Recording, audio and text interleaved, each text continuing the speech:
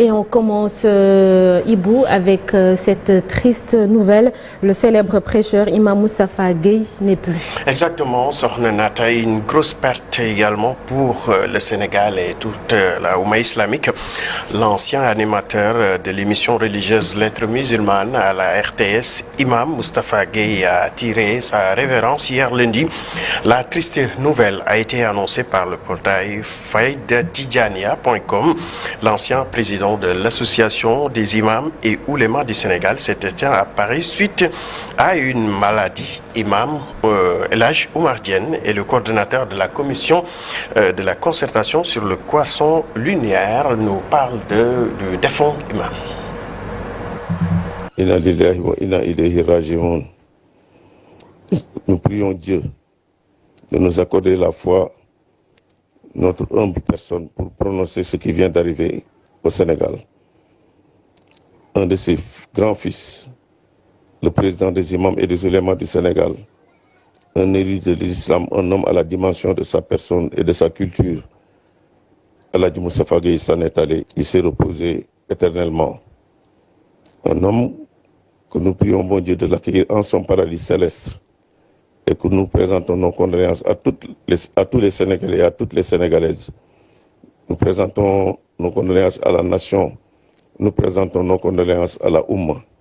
Il est décédé en France et dès qu'on aura des informations plus sûres, celui-ci est venu de son épouse qui me l'a informé et de son fils qui est en France. Donc, Al-Hadji Moustapha Gueye s'est reposé à tout jamais. Inna lillahi wa inna ilayhi raji'un. C'est de Dieu que nous étions venus, c'est à lui que nous retournons. Donc nous saluons tout le monde, prions que le bon Dieu l'accueille en son paradis céleste et vous demande de prier pour lui aussi.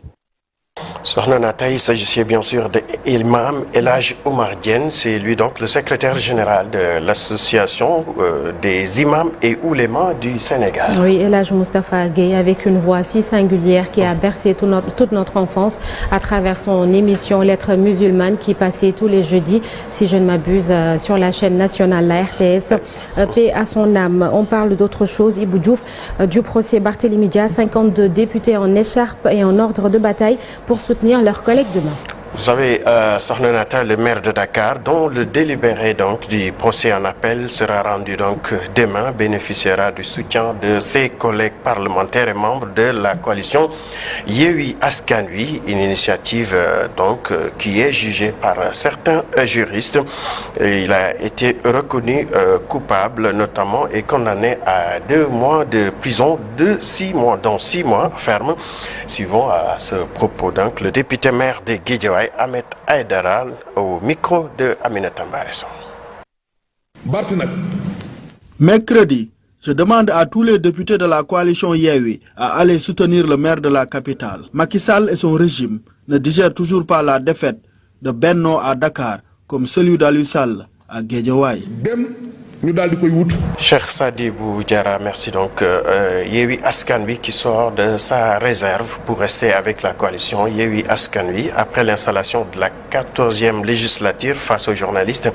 Les députés de la coalition donc ont listé un certain nombre de propos de loi et des commissions d'enquête parlementaires qui seront introduites auprès du bureau de l'Assemblée nationale. Les députés de Yewwi ne trouvent pas la légitime procédure de vote qui a élu le président de l'Assemblée nationale. Nous y reviendrons dans notre édition en Wolof. Sokhna Nata. Et pour parler économie, à présent, flux financiers illicites, des centaines de millions de francs CFA et des biens immobiliers saisis par l'Office national de recouvrement des avoirs criminels depuis qu'il est opérationnel en avril dernier. L'ONRAC, en collaboration avec l'Union africaine et ses parties prenantes, ont organisé hier un atelier sur le thème recouvrement des avoirs, un moyen de lutte contre le flux financier illicite en Afrique. Alassane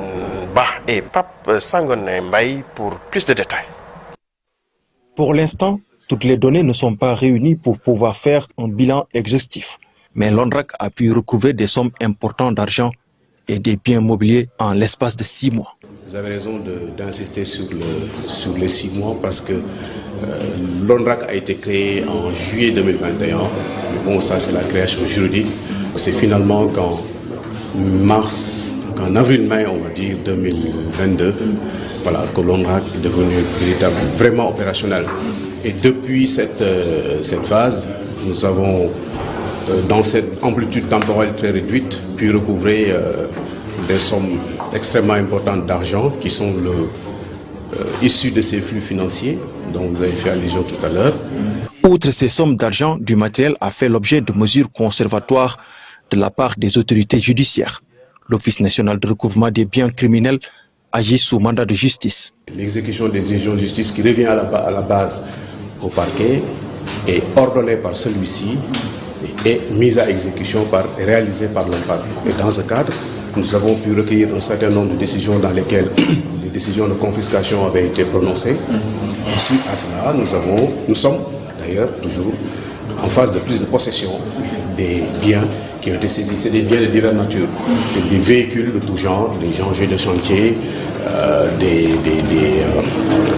divers biens mobiliers. Cet atelier est organisé par la Commission de l'Union africaine, le Conseil consultatif de l'Union africaine contre la corruption et l'ONRAC. Et c'est en collaboration avec les parties prenantes pour la mise en œuvre de la position africaine commune sur le recouvrement des avoirs. Maintenant de production audiovisuelle, Ibou, son contenu jugé contraire aux valeurs républicaines, la série Rebelle de Marodi ne sera pas diffusée comme annoncé dans les prochains jours. Exactement, Sornenata, et c'est la direction des investigations criminelles qui a décidé de mettre fin aux séances de tournage. Les raisons invoquées donc, les contenus ne collent pas à nos valeurs républicaines selon la direction de la cinématographie dans une lettre adressée à la maison de production Marodi. La direction donc demande l'arrêt immédiat des tournages et le retrait de la bande-annonce de la chaîne YouTube, synonyme de mise en demeure de la série Rebelle en combat pour l'unité. Le réalisateur Tchan Tchandoum, comme la direction de la cinématographie, chacun essaie d'expliquer le fond du différent. Nata, on promet donc de revenir plus amplement sur cette question qui risque encore de défreiner la chronique. Absolument, et ce sera avec vous, Ibou Diouf, Monsieur Culture. Merci beaucoup pour ces informations. Retour de l'info nationale, ce sera tout à l'heure en brève et en Wolof. Ce matin, dans 11 jours au Sénégal, 11 jours dans le monde. Avec notre machine à remonter le temps, on s'arrête sur la date du 20 septembre 2019, le jour du décès de Samba Diabaré Samb, une virtuose du khalam.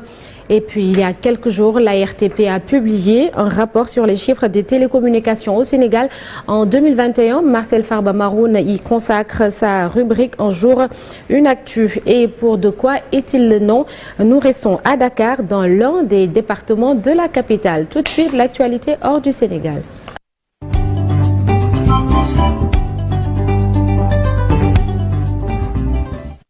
L'actualité hors de chez nous, c'est avec Fatou Kinedem. Bonjour Fatou Kiné. Bonjour Sornanata, bonjour à l'équipe matinale, bonjour également aux téléspectateurs qui nous regardent Sornanata. Alors Fatou Kiné, de nouvelles allégations d'exaction visent l'armée malienne.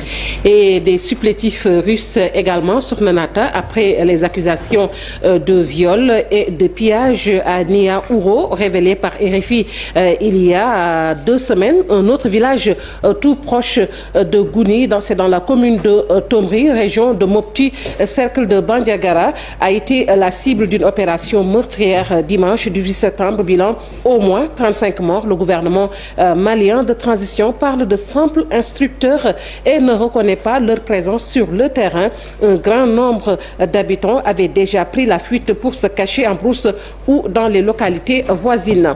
Après plusieurs mois d'enquête, une commission de 3 experts de l'ONU estime que des crimes de guerre et crimes contre l'humanité ont probablement été commis en Éthiopie. La commission est profondément troublée par ce qu'elle a découvert parce que cela reflète une profonde polarisation et haine entre ethnies en Éthiopie, souligne un rapport. Des crimes de guerre et des crimes contre l'humanité ont probablement été commis durant le conflit qui déchire l'Éthiopie depuis fin 2020.